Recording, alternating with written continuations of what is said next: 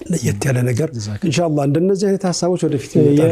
የማስተማር ሜቶዶሎጂ ላይ የነብዩ ሰለላሁ ዐለይሂ ወሰለም የማስተማሪያ መንገዶች በጣም መጠናት አለባቸው።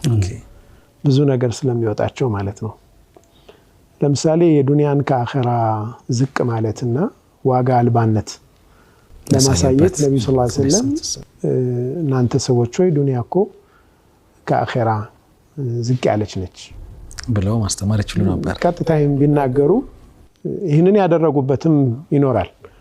በአንድ ወቅት ግን ያደረጉት በጣም ድራማቲክ በሆነ መንገድ አንዲት የሞተች ግልገል ፍየል ጆሮዋ የተቆራረጠ አንስተው እቺን ማን ነው የሚገዛኝ ብለው አንገቷን እንደዚህ አድርገዋል። አንተ ያላ መልክተኛ ማን ይገዛዋታል ደግሞ እቺን የሞተች በክትናት እንደ በሐያት ብትኖሩ